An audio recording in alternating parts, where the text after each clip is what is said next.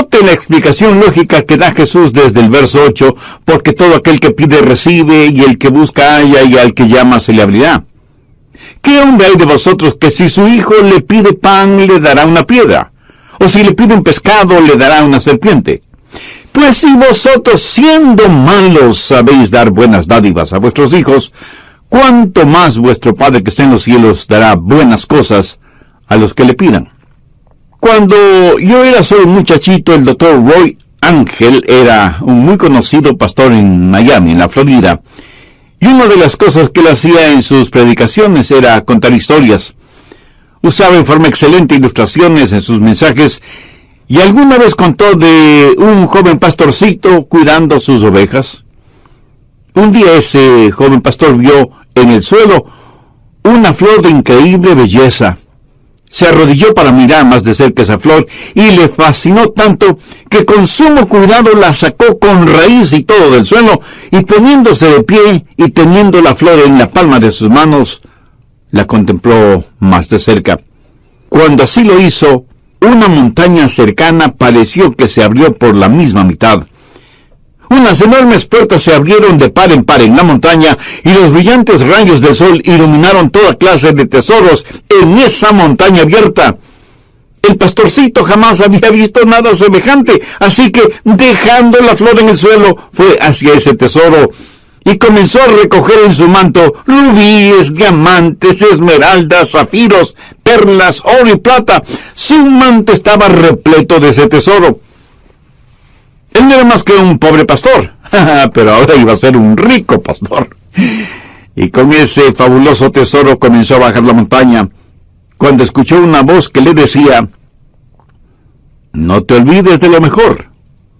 Y él, mirando a su alrededor, se preguntó: ¿qué puede haber algo mejor de lo que ya tengo? Y siguió su marcha, pero escuchó nuevamente la voz: «No te olvides de lo mejor». Esta vez no hace ningún caso a la voz, y corriendo más que caminando, desciende de la montaña. De pronto, con gran estruendo, las enormes puertas que vio en la montaña se cerraron, y la montaña desapareció completamente. Y el momento que la montaña desapareció, también desapareció el fabuloso tesoro que creía tener en su manto. Y volvió a escuchar la voz que le dijo: lo mejor era la flor, porque la flor era la llave para abrir la montaña, y tú dejaste esa flor allá en el suelo, en la montaña. Por supuesto, es solo una ilustración, un cuento, una fábula, una parábola. Usted llámela como quiera llamarla, pero escuche, lo mejor, la llave para abrir todos los tesoros del cielo es la oración. No se olvide de lo mejor. Jesús dijo: pedid y se os dará, buscad y hallaréis, llamad y se os abrirá. Jesús dice que si pedimos, si buscamos, si llamamos, se nos dará, hallaremos y se nos abrirá. Por lo tanto, no hay sustituto para la oración. Si usted pierde una pierna o un brazo, en la actualidad los puede reemplazar con una pierna o brazo artificial. Hoy por hoy hay sustitutos para la comunicación. Si el teléfono regular falla, hay teléfonos celulares, inalámbricos, emails, Facebook, Twitter, Internet, y quién sabe qué otras cosas más nos depara el futuro. Pero la verdad es que no hay sustitutos para la comunicación. Y ya no es cosa de ciencia ficción que un día de estos los clones sustituirán a los seres humanos. Y sin embargo no hay sustituto para la oración. Ni la elocuencia, ni el intelecto, ni la energía, ni el entusiasmo, ni las buenas intenciones son reemplazo para la oración. Yo creo que el más grande recurso del mundo aún no utilizado es la oración. Se estudia para ver cómo se puede aprovechar la tremenda energía que hay en los relámpagos o en las inmensas olas del océano, o cómo aprovechar más eficientemente la energía solar. Pero la más grande fuente de energía, aún totalmente desconocida por los seres humanos, es la oración ferviente. Y somos unos necios que estamos ignorando esa energía. ¿Por qué la pobreza de muchos cristianos? ¿Por qué la falta de poder en la vida de muchos creyentes? Una sola respuesta: vidas sin oración. Si algún fracaso tenemos en nuestra vida, es el fracaso en nuestra vida de oración. No tendríamos pecados en nuestras vidas que la oración ferviente no hubiera podido ayudar a evitarlos. No hay ninguna necesidad mayor en nuestra vida que desarrollar una vida de oración. Y alguien seguramente me preguntará, pastor, ¿por qué Dios quiere que oremos? Usted mismo ya nos ha enseñado que el Padre conoce todas nuestras necesidades, aún antes de que nosotros las mencionemos. ¿Por qué pedirle a Dios que haga lo que Él ya ha determinado hacer? Mi amigo, esas son muy buenas preguntas. ¿Por qué? ¿Por qué debemos orar? Escúcheme, cuando oramos, no oramos para informarle a Dios de ciertas cosas. Él las sabe. Tampoco oramos para darle instrucciones a Dios. Cuando oramos, estamos invitando a Dios a conversar con nosotros. ¿Qué quiero decir con esto? Verá, Dios quiere hacer realidad ciertas cosas en nosotros. Y quiere hacer ciertas cosas por medio de nosotros. Y quiere hacer esas cosas si es que nosotros se las pedimos en oración. ¿Por qué Dios nos pide que oremos? Primero, por un factor de compañerismo. Juan 15:7.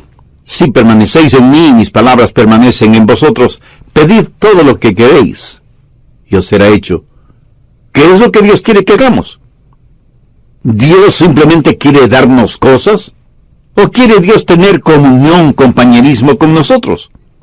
Dios quiere que tengamos comunión con Él. Por lo tanto, Dios dice que oremos porque por medio de la oración permanecemos en Él y Él en nosotros. Dios puede estar sin nosotros, pero nosotros no podemos estar sin Dios. Cuando usted ora y Dios contesta, usted habita en Él y Él en usted. Somos colaboradores de Dios. Pablo en 2 de Corintios 6:1 dice, así pues nosotros como colaboradores suyos. ¿Lo ve? Hay este factor de la comunión, del compañerismo, de la amistad. Segundo, el factor del desarrollo. No hay nada que pueda ayudarle a crecer como cristiano que la oración. Cuando permanece en el Señor Jesucristo y Él permanece en usted, crecerá espiritualmente en la misma proporción que la que ora. ¿Alguna vez se ha preguntado por qué Dios no contesta sus oraciones inmediatamente? Sencillamente porque Él quiere que usted crezca un poquito más cada día. José es un joven que está tratando de tener una cita con Rosita, así que le invita para que salgan juntos. Ella lo mira unos instantes y piensa, no tiene buenos modales, no es gentil, tiene mal aliento, no se viste adecuadamente, tiene las uñas sucias y sus zapatos están viejos y sucios. Así que Rosita le dice a José, no puedo salir contigo, estoy muy ocupada. Y entonces él piensa, ¿por qué no querrás salir conmigo? ¿Qué podrá hacer? Más tarde le pregunta a un buen amigo suyo, Raúl, quise tener una cita con Rosita, pero ella prácticamente me rechazó. ¿Tienes tú una idea de por qué? Y Raúl, como buen amigo, le dice, ¿quieres que sea completamente honesto con mi respuesta? Por supuesto que sí. Y Raúl, después de respirar profundamente, le dice, mira, José, tienes mal aliento. ¿Cómo que yo tengo mal aliento? No puede ser. José, estoy siendo honesto contigo. Y José va y compra un agradable enjuague bucal, usa una pasta dentífrica que refresca el aliento, y después de algunos días vuelve a invitar a Rosita, y Rosita vuelve a decirle que no. Otra vez va a consultar con Raúl, y Raúl le dice, pero mira la manera en que estás vestido. No tienes un espejo. Tu camisa está más que sucia, hueles muy mal, parece que no usas nada contra el mal olor de tus axilas, y mira tus zapatos, más horribles no pueden ser. Después de un par de semanas, José va nuevamente donde Rosita, pero luce diferente. Su ropa está limpia, está bien afeitado y masculinamente peinado. De su cuerpo se desprende un suave olor, como brisa marina. Sus uñas están recortadas y limpias, y sus zapatos parecen de charol. Y le dice: Rosita, ¿quieres salir conmigo? Te invito a tomar unos helados. Y casi no lo pudo creer cuando ella le contestó: José, me dará mucho gusto salir contigo. Y los dos tuvieron una tarde maravillosa. Sí, yo sé que esto es solo una ilustración, pero escúcheme. Algunas veces nos acercamos a Dios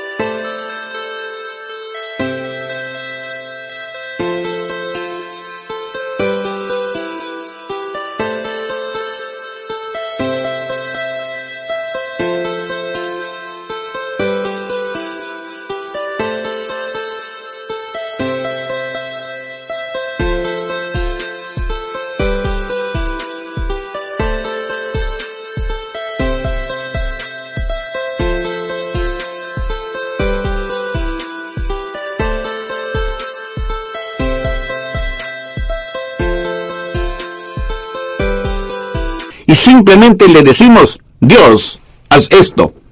Pero hay algo que Dios quiere que nosotros hagamos primero, y es orar, porque la oración ayuda a desarrollar nuestras vidas. Cuando Dios no nos da algo que le hemos pedido, enseguida preguntamos: ¿por qué Dios no contesta mis oraciones? Y el Espíritu Santo nos dice: porque hay pecado en tu vida, eres egoísta, eres carnal, te interesa más lo temporal y material que lo espiritual y eterno. Mi amigo, marque mis palabras. Hay un factor de desarrollo en nuestras vidas cuando oramos. Dios nos hace crecer por medio de la oración. Tercero, el factor de la dependencia en la oración. Dios nos hace crecer espiritualmente por medio de la oración. Jesús dijo en Juan 15:5, porque separados de mí, nada podéis hacer. Si Dios contestara nuestras oraciones automáticamente, no habría ningún crecimiento.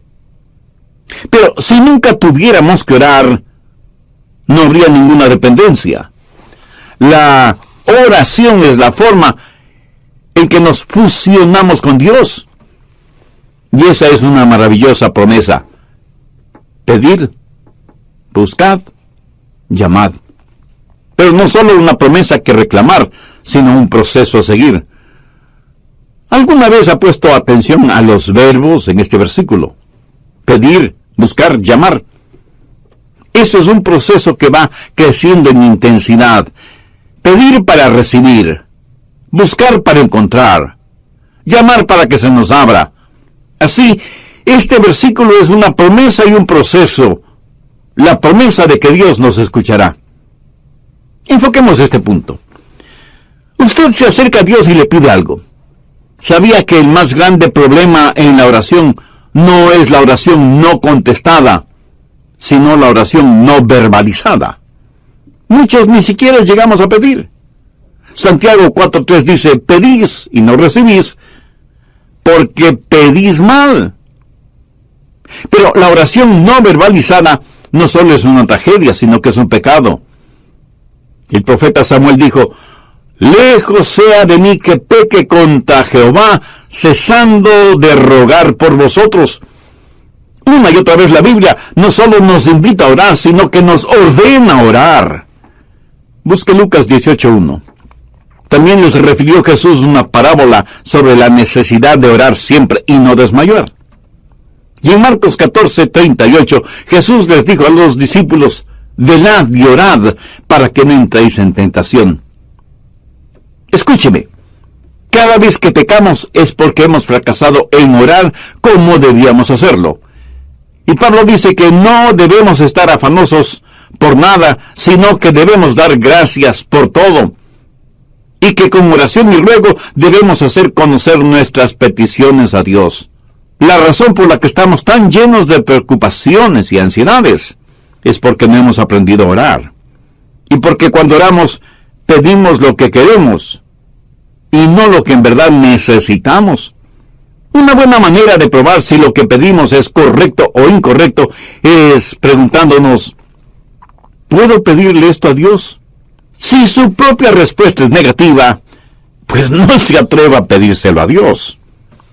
Y si es incorrecto pedírselo a Dios, entonces es incorrecto el tenerlo o el hacerlo. No divida su vida entre lo secular y lo sagrado. No piense que cuando ora, Dios está interesado en unas cosas y no en otras. Se puede imaginar a Jesús viviendo de esa manera. Cada día es un día santo. Y cuando estamos en la voluntad de Dios, todo lo que pidamos en oración, le puedo asegurar que estará de acuerdo con la voluntad de Dios. Y si usted me pregunta, pastor, ¿y qué de las cositas pequeñas? Porque yo oro solo por las cosas grandes. Mi amigo, ¿qué es pequeño o qué es grande delante de Dios? Debemos orar por todas las cosas. Sí, ore por la salud de su cónyuge o sus hijos, ore por su trabajo o su negocio, pero ore también por el fin de semana o las vacaciones con su familia. Pastor, ¿qué si es que quiero las cosas equivocadas? ¿Debo orar por eso? Por supuesto que sí. Pero ore para que Dios le quite ese deseo que tiene por las cosas equivocadas. Dios no le contestará a menos que usted le pida. Y eso significa que usted expresa un deseo. Pero cuando usted busca, eso es una experiencia descubierta. Verá, muchas veces pedimos las cosas equivocadas. Muchas veces no estamos en posición de pedir nada. Muchas veces las cosas por las que pedimos son totalmente desconocidas para nosotros. Así que la oración verdadera está eslabonada con la búsqueda. Y el propósito, la voluntad de Dios, pudiera ser que necesitamos buscar. Un día una señora me llamó y me dijo, pastor, necesito que venga a mi casa. Tengo necesidad de que ore conmigo por algo muy importante. Así que fui a su casa y ella me dijo, pastor, mi hijo es un borracho y a su esposa, mi nuera, le diagnosticaron cáncer. Le he pedido a mi hijo que venga para que usted ore por nosotros. Y ahí estábamos los tres, el hijo, la madre y yo, el pastor. Nos arrodillamos para orar. Ella oró, yo oré, y el hijo, un hombre de tal vez unos 35 años, me dijo, pastor, usted no está orando. Yo pensé que había orado en voz muy baja, y por eso él no me había escuchado. Volví a orar, elevando el tono de mi voz, y sin embargo, él me dijo, pastor, por favor, ore. Eso me incomodó en cierta forma, pero oré un poco más. Cuando abrí los ojos, la mamá ya no estaba con nosotros. Solamente estábamos él y yo. De pronto escuché ruidos en otro cuarto, y fui hasta allá, y encontré a la mamá de él totalmente extendida en el suelo con los brazos en cruz, orando intensamente, y escuché su oración. Era como si ella en su oración estuviera abriendo las puertas del cielo, llegando hasta el trono de Dios, y ahí depositar la angustia de su corazón. Le escuché hacerle acuerdo a Dios de sus promesas, derramando su alma en favor de su hijo. Y me di cuenta de algo. Ese hombre durante su niñez y su juventud seguramente vio muchas veces orar a su madre de esa manera, orando intensamente, y por eso me dijo, pastor, usted no está orando. Ese día aprendí una importante lección acerca de la oración, lo que significa acercarse al trono de Dios en oración. Y eso, mi amigo, no solo es una oración que pide, sino una oración que busca. Pero no solo debemos pedir y buscar, sino que como Jesús lo dijo, debemos llamar. Y con esa acción estamos expresando una determinación. El llamar significa que no nos detendremos hasta que obtengamos aquello que le pedimos a Dios, o hasta cuando Dios nos diga no. Veamos Lucas 11 por un momento, desde el verso 5. Les dijo también, ¿quién de vosotros que tenga un amigo va a él a medianoche y le dice: amigo, préstame 3 panes, porque un amigo mío ha venido a mí de viaje, y no tengo que ponerle delante. Y aquel, respondiendo desde adentro, le dice: no me molestes, la puerta ahí está cerrada, y mis niños están conmigo en cama, no puedo levantarme y dártelos. Os digo que aunque no se levante a dárselos por ser su amigo, sin embargo por su importunidad se levantará, y le dará todo lo que necesite. Esa es la parábola. Ahora mire los versos 9 y 10. Y yo os digo: pedid, y se os dará; buscad, y hallaréis; llamad, y se os abrirá. Porque todo aquel que pide, recibe; y el que busca, halla; y al que llama, se le abrirá. Ahora usted tiene que entender algo sobre esos tiempos bíblicos. Era totalmente, absolutamente impensable que un amigo viniera a su casa y usted no le brindara hospedaje y alimentación. La hospitalidad es algo sumamente valiosa en el Medio Oriente. Así que un amigo llega a casa de su amigo después de un largo viaje y le dice: Juan, ¿podrías darme albergue esta noche? Y el anfitrión le dice: qué gusto de verte, mi amigo. Por supuesto que puedes quedarte aquí. Siempre eres bienvenido. Pasa, pasa. Mi esposa te preparará algo para comer. Pero la esposa, en voz baja, le dice: pero no tenemos nada que ofrecerle para comer. Y él asimismo, en voz baja, le dice: no te preocupes, querida, salgo de inmediato a conseguir algo. Y va donde su buen vecino Pedro, aunque ya casi es la medianoche. Golpea varias veces la puerta de la casa de Pedro, hasta que finalmente una voz bastante malhumorada dice: ¿quién es y qué quiere? Pedro, soy Juan, y necesito que me prestes unos pocos panes. Por favor, no me molestes, ¿no sabes qué hora es? Pedro, necesito tu ayuda. Te digo que no me molestes. Ya estoy en la cama con mis hijos. Hagamos un paréntesis. Las casas en esos tiempos eran diferentes a nuestras casas en la actualidad. Por lo general, la parte de abajo, la que para nosotros sería el primer piso, era en verdad un establo. Por la noche ahí ponían a todos los animales para que el calor del cuerpo de todos esos animales abrigara la casa. Una especie de calefacción animal natural. Las familias vivían encima de ese establo y el espacio no era demasiado grande, por lo que todos dormían en un solo cuarto. Y cuando alguien se despertaba y se levantaba, pues despertaba todo el mundo. Y las cerraduras en esos tiempos eran muy complicadas. No era cuestión sencillamente de utilizar la llave. Había que bajar del segundo piso, despertando a todos, cruzar entre los animales, hacer un tremendo ruido quitando las seguridades de la cerradura. Así que para cualquiera no era fácil simplemente bajar y abrir la puerta.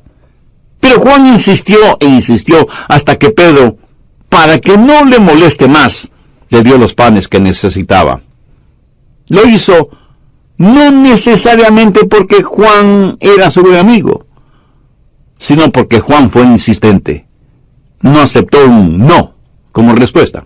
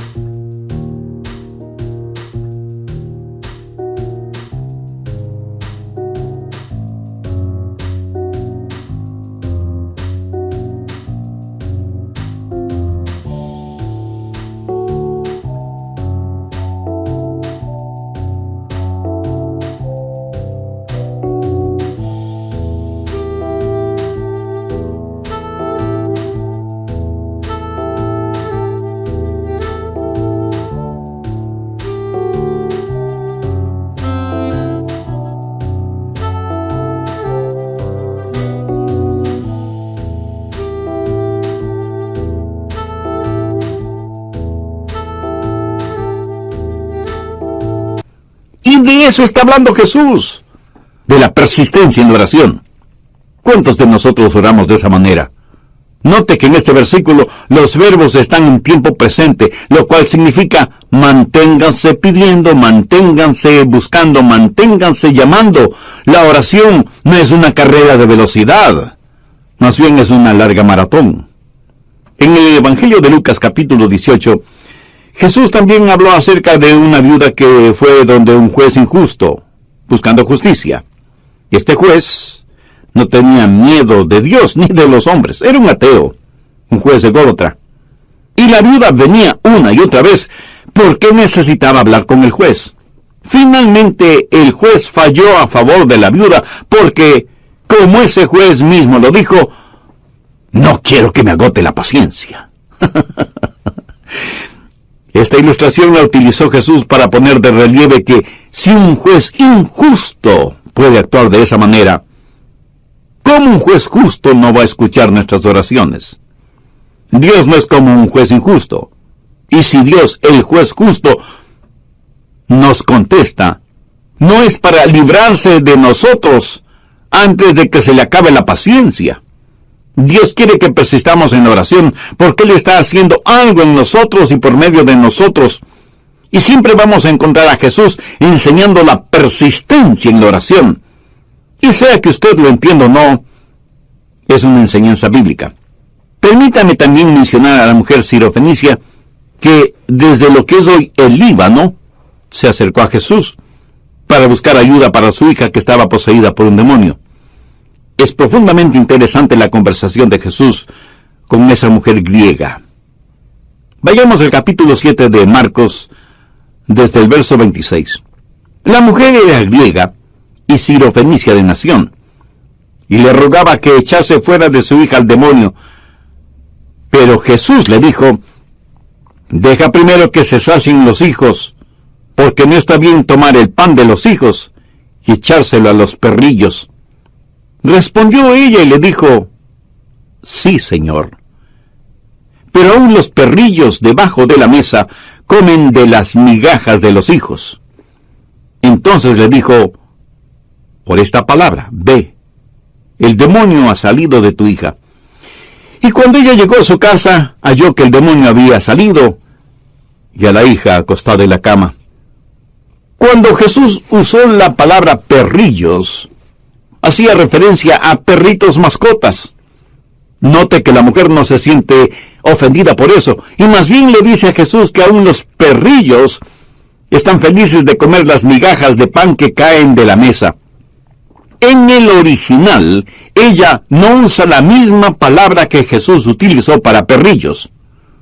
Ella usó una palabra que describe a un perro callejero, flaco y sarnoso.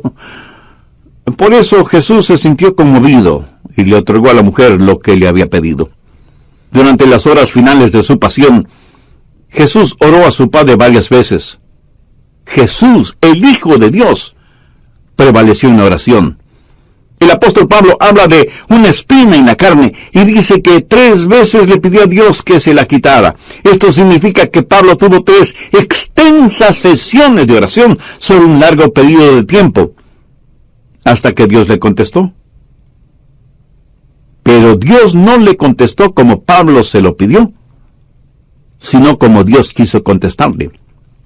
Elías oró por lluvia, y estando en el monte Carmelo, envió a su criado a ver si descubría alguna nubecita en el cielo. Nada. 6 veces dio la orden y 6 veces la misma respuesta. Nada. Pero a la 7ª vez el criado vio una nubecita del tamaño del puño de un hombre. Esto es una ilustración de la oración persistente de Elías, quien, juntamente con su criado, comenzó a caminar porque ya se escuchaba el sonido de una abundante lluvia. Ahora, ¿cómo saber cuándo pedir o cuándo dejar de pedir? ¿Cuándo buscar y dejar de hacerlo? ¿Cuándo llamar y dejar de hacerlo?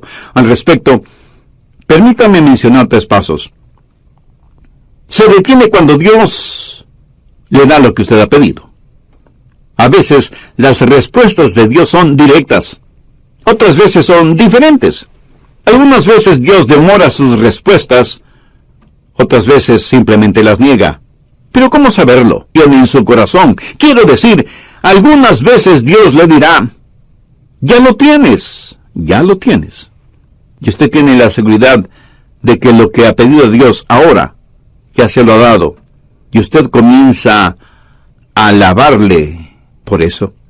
Y debemos reconocerlo. Algunas veces Dios dice, no. Entonces usted simplemente deja de pedir. Y aunque Dios le haya dicho, no, agradézcale. Porque Dios nos da solo cosas buenas. Y si no nos da algo que le hemos pedido, es porque seguramente eso no será bueno para nosotros. Pero usted se mantiene pidiendo hasta que Dios le diga sí, o espera, o definitivamente no.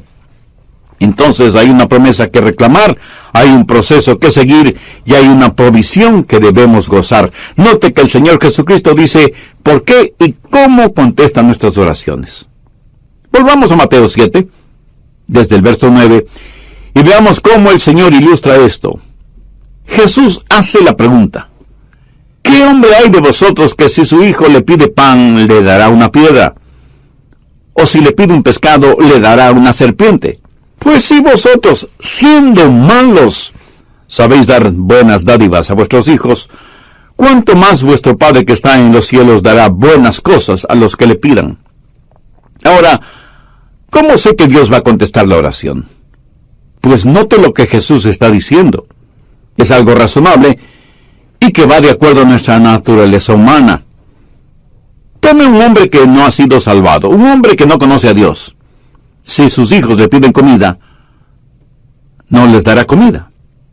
Jesús dice que si nosotros, siendo malos, sabemos dar cosas buenas a nuestros hijos, ¿cuánto más nuestro Padre Celestial no nos dará cosas buenas si es que le pedimos? ¿Por qué sus oraciones serán contestadas?